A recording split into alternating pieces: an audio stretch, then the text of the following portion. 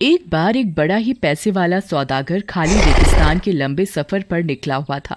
एक बार वो थककर और गर्मी से परेशान होकर थोड़ी देर आराम करने के लिए किसी घने पेड़ों के नीचे रुक गया। तभी उसने एक पानी का छोटा सा तालाब देखा। अरे वाह, शुक्र है ये पानी का तालाब मिल गया, नहीं तो प्यास के मारे मैं मर ही जाता। ओह सौदागर उस तालाब से पानी अपनी एक छोटी सी बोतल में भर लेता है। उसने अपने घोड़ों को एक पेड़ से बांध दिया और वहीं घास पर बैठकर अपने थैले में से रोटी और आम निकालकर खाने लगा। आम खाकर वह गुठलियों को इधर उधर फेंक रहा था। खाना खाने के बाद वो फिर अपने घोड़ों को लेकर आगे चलने को तैयार ही हुआ था कि उसके सामने एक भयानक भूतनी आ गई। उसके हाथ में एक बड़ी सी चमकती हुई तलवार थी। कहाँ जा रहे हो? रुको, मैं तुम्हें नहीं छोड़ूंगी, मैं तुझे मार डालूंगी। ओह भूतनी, मेरा कसूर क्या है? मेरा कसूर क्या है? भूतनी की आंखों से गुस्सा बरस रहा था। तुमने मेरे बेटे का खून किया है। मेरा बेटा जब इस झरने के पास से उड़ रहा था तब तुम्हारी फेंकी हुई आम की गुठलियों से वो घायल हो गया। भयभीत सौदागर की आंखें डर से फटी जा रही थीं। उसने गिड़गिड़ाकर भूतनी से माफी मांगी, पर भूतनी किसी भी तरह उसे छोड़ने को तैयार नहीं हुई। अच्छा, कम से कम मुझे 1 साल का समय तो दे दो, ताकि मैं अपने सारे बचे खुचे अधूरे काम काज पूरे कर लूं। मैं वादा करता हूँ, जिस दिन ये 1 साल का समय पूरा होगा उसी दिन मैं ठीक इसी जगह तुमसे मिलूंगा, और फिर अगर इच्छा हो तो आप मुझे मार भी सकती हैं। अच्छा ठीक है, मैं तुझे 1 साल का समय देती हूँ।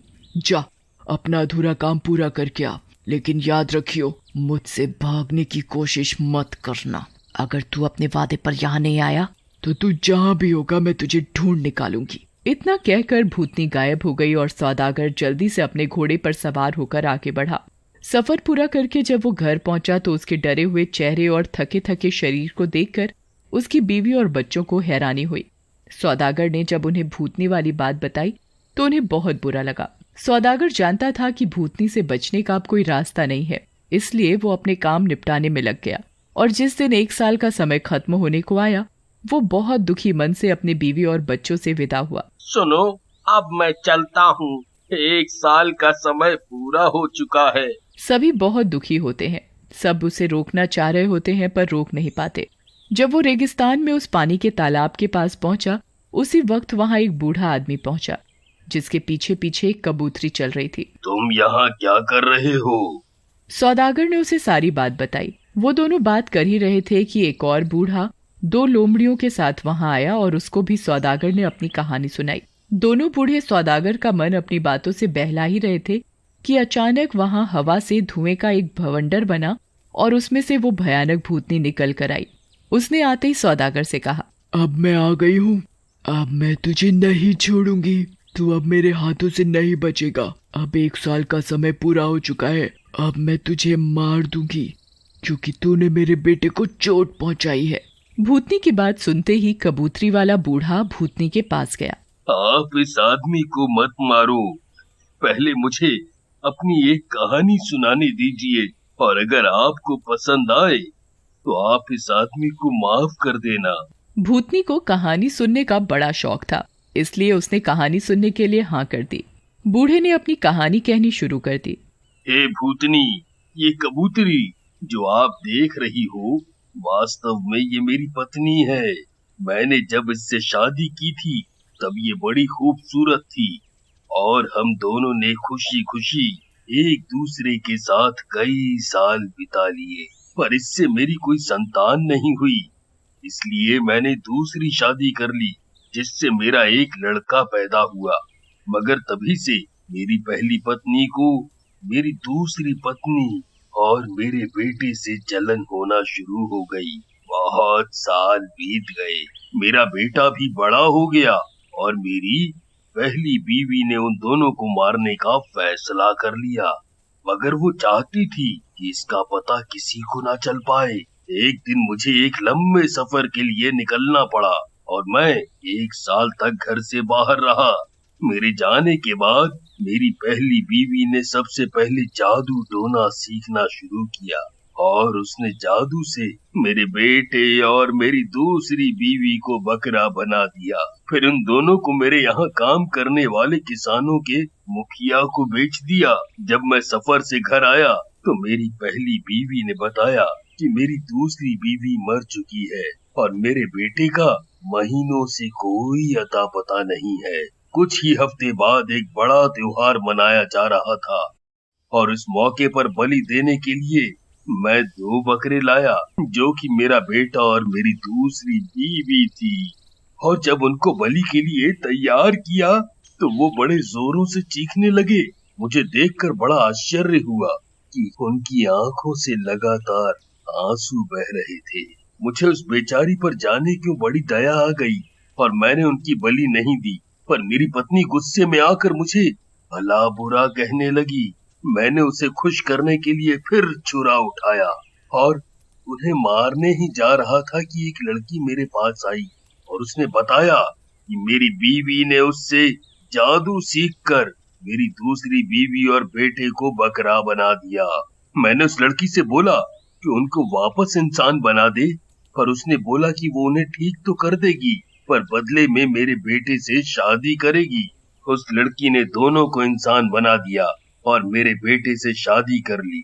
कुछ दिनों बाद फिर उस लड़की ने अपने जादू से मेरी पहली बीवी को कबूतरी बना दिया। जब भी मैं सफर पर निकलता हूँ तो ये कबूतरी मेरे साथ साथ आ जाती है। यही है मेरी कहानी। और अगर ये कहानी आपको पसंद आई हो तो क्या मैं इनाम मांग सकता हूँ? भूतनी को उस कबूतरी वाले बूढ़े की कहानी बहुत अच्छी लगी और उसने सौदागर की सजा माफ कर दी। अच्छा ठीक है, मुझे तुम्हारी कहानी बहुत अच्छी लगी। मैं इस सौदागर को आधा माफ कर देती हूँ। इतना सब कुछ होते ही 2 लोमड़ी वाला बूढ़ा आगे आया और भूतनी से बोला, अगर आप सौदागर की आधी सजा और माफ करने का वचन देती हैं तो मैं इससे भी अच्छी कहानी सुनाऊंगा। ठीक है, मैं तुम्हारी शर्त मानती हूँ। सुनाओ अपनी कहानी। अगर मुझे अच्छी लगी तो मैं सौदागर की आधी सजा और माफ कर दूंगी। ये दोनों लोमड़ी वास्तव में मेरे 2 भाई हैं। जब मेरे पिताजी का देहांत हो गया था तो हम तीनों भाइयों के हिस्से में 1,000 मोहरें आईं और हम लोगों ने उससे व्यापार करना शुरू किया।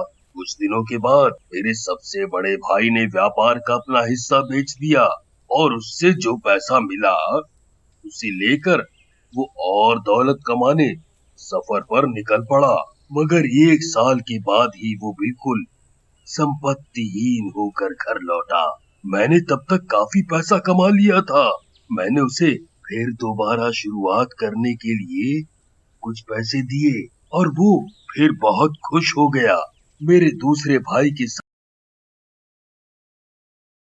भी कुछ ऐसी ही हालत हुई। वो भी साल भर सफर पर बाहर रहने के बाद घर लौटा तो बिल्कुल फटे हाल था। मैंने उसकी भी मदद की और वो फिर से खुश हो उठा। थोड़े दिनों बाद उन लोगों ने मुझे सलाह दी कि व्यापार करने के लिए दूर दूर के देशों में चलते हैं। पहले तो मैं मना करता रहा, फिर बाद में मैं भी तैयार हो गया। हम लोगों ने दूर दूर के देशों का सफर किया और खूब पैसा कमाया। बाहर निकले काफी समय हो चुका था, इसलिए अब हम घर लौटना चाहते थे। पर तभी एक अजीब घटना हुई।